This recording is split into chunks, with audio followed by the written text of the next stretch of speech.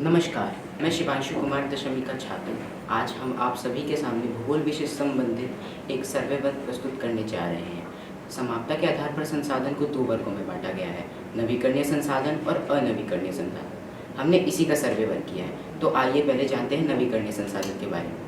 नमस्कार, मेरा नाम राशि है। आज मैं आपको नवीकरण संसाधन के बारे में बताऊंगी। नवीकरण संसाधन ऐसे संसाधन होते हैं जिनका भंडार प्राकृतिक परिस्थितियों द्वारा पुनः स्थापित किया जाता है। मानव द्वारा ऐसे संसाधनों का उपयोग अगर उनकी पुनः स्थापना की दर से अधिक तेजी से किया जाए तो यह नवीकरण संसाधन नहीं रह जाते और उनका क्षय होने लगता है। नवीकरण संसाधन समय अनुरूप हमारे लिए ऐसे संसाधन उपलब्ध कराते हैं जिनका हमारे भविष्य में आर्थिक और सामाजिक रूप से आवश्यकता होती है। नवीकरण संसाधन सस्ते होते हैं और प्रदूषण रहित होते हैं। इन्हें बार बार और जल्दी से जल्दी बनाया जा सकता है। नवीकरण संसाधन का चक्र ऐसे ही चलता रहता है। सामान्यतः नवीकरण संसाधन में नवीकरण ऊर्जा संसाधन भी शामिल है, जैसे पवन ऊर्जा, सूर्य ऊर्जा इत्यादि। नमस्कार, मेरा नाम सुदेश कुमारी है। मैं आज आपको नवीकरण संसाधन के बारे में कुछ बताने जा रही हूँ। इन संसाधनों को हम पुनः उत्पन्न कर सकते हैं। इन संसाधनों का पुनः प्रयोग किया जा सकता है। ये रासायनिक एवं भौतिक प्रयोग से पुनः नवीकृत कर सकते हैं। ये बहुत सस्ते होते हैं, प्रदूषण रहित होते हैं। अगर हम इन संसाधनों को ध्यान से प्रयोग में लाएं तो यह कभी खत्म नहीं होंगे। इन संसाधनों का प्रयोग पुनः किया जा सकता है। इन संसाधनों को उत्पन्न कर सकते हैं। यह अनवीकरण संसाधन के मुताबिक बहुत सस्ते होते हैं, प्रदूषण रहित भी होते हैं, भौतिक, रासायनिक या यांत्रिक प्रतिक्रिया द्वारा नवीकृत कर सकते हैं। इन संसाधनों को जल्दी से जल्दी प्रयोग में लाया जा सकता है। नवीकरण संसाधन का भविष्य में कभी कमी नहीं होगी अगर हम उसका प्रयोग ध्यान से करें। नवीकरण संसाधन का चक्र चलता रहता है। नवीकरण संसाधन का निर्माण तुरंत हो जाता है। उदाहरण के लिए देखेंगे जल, वन एवं वन्य जीवन। धन्यवाद। नमस्कार, मेरा नाम खुशी कुमारी है। आज मैं आपको नवीकरण संसाधन के कुछ मुख्य स्रोत के बारे में बताना चाहती हूँ। सौर ऊर्जा सूर्य ऊर्जा का एक बड़ा स्रोत है। सूर्य से जो हमें ऊर्जा मिलती है उसे सौर ऊर्जा कहते हैं। सभी प्राकृतिक घटनाएं जैसे हवा का चलना, जल चक्र आदि केवल सौर ऊर्जा के कारण ही संभव हो पाता है। हाइड्रो एनर्जी जल महत्वपूर्ण प्राकृतिक संसाधन है। सभी जीवों को जीवित रहने के लिए जल की आवश्यकता होती है। नदी में बहता पानी या किसी बांध में जमा हुआ पानी पन बिजली का स्रोत होता है। प्रकृति में लगातार हवाएं बनी रहती हैं। पवन चक्की विद्युत ऊर्जा का मुख्य स्रोत है। पवन चक्की आमतौर पर उन देशों में पाई जाती हैं जहां वर्ष में अधिकांश दिन तेज हवाएं चलती हैं। इस पवन चक्की का उपयोग आमतौर पर अनाज को पीसने, पानी को पंप करने या फिर बिजली उत्पादन के लिए किया जाता है। धन्यवाद। नमस्कार, मेरा नाम सम्मित खिलार है। मैं कक्षा 10वीं से छात्र हूँ, 10वीं का छात्र हूँ। आज का मेरा एक टॉपिक है नवीकरणीय संसाधन, जो ज्योग्राफी की बुक्स है। नवीकरणीय संसाधन ये कभी खत्म न होने वाला संसाधन है। नवीकरणीय संसाधन का चक्र चलता रहता है। वायु चक्र, पवन चक्र, जल चक्र आदि। सूर्य से प्राप्त शक्ति को हम सौर ऊर्जा कहते हैं। सूर्य से प्राप्त शक्ति का जो ऊर्जा हमें प्राप्त होती है उसे हम सोलर पैनल के द्वारा लेते हैं। सौर ऊर्जा, जिस पर आज मैं आपको इसके बारे में थोड़ी सी जानकारी देने का प्रयास करूंगा। सूर्य से प्राप्त शक्ति को सौर ऊर्जा कहेंगे। इस सौर ऊर्जा को ऊष्मा में बदलकर अन्य प्रयोगों में लाया जाता है। सूर्य से प्राप्त ऊर्जा को प्रयोग में लाने के लिए सोलर पैनल की आवश्यकता होती है।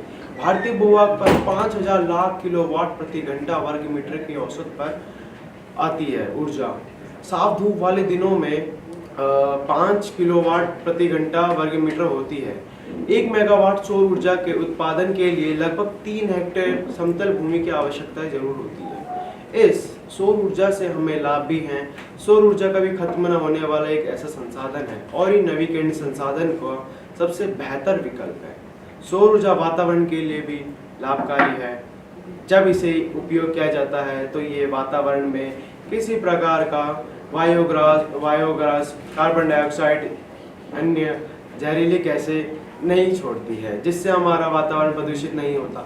सौर ऊर्जा अनेक उद्देश्यों के लिए प्रयोग किया जाता है। इनमें उष्णता, भोजन पकाना और विद्युत उत्पादन भी शामिल है। सौर ऊर्जा के उत्पादन के लिए हमें किसी प्रकार का विद्युत या ग्रिड गैस की आवश्यकता ही नहीं पड़ती है। एक सौर ऊर्जा निकाय को कहीं भी हम स्थापित कर सकते हैं।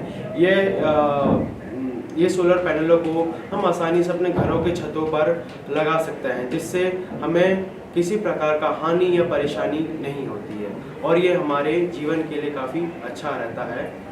सोलर पैनल हमारे काफ़ी सही रहता है और ये बाकी सौर ऊर्जा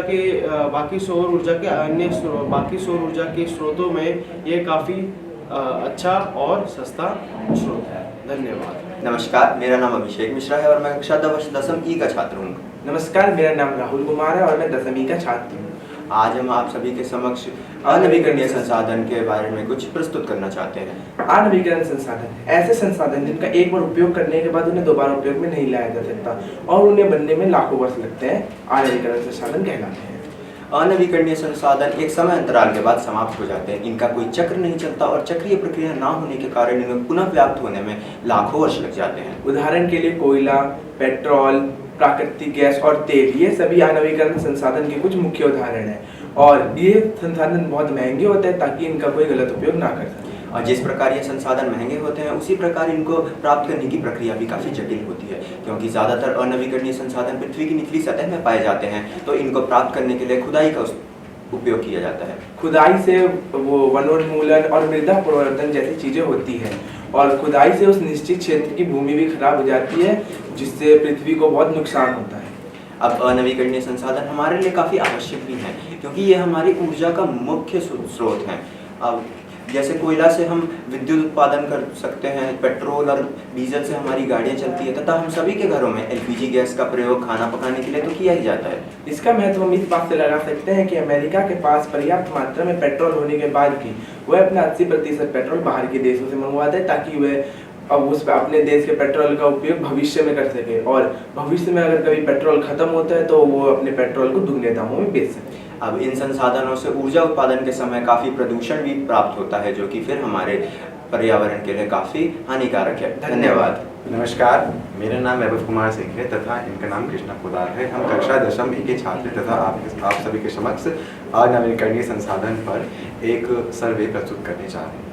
अनवीकरणीय संसाधन ऐसे संसाधन होते हैं जिनका एक बार उपयोग करने के पश्चात हम उनका पुनः उपयोग नहीं कर सकते। इसी कारण से उन्हें अनवीकरणीय संसाधन भी कहते हैं।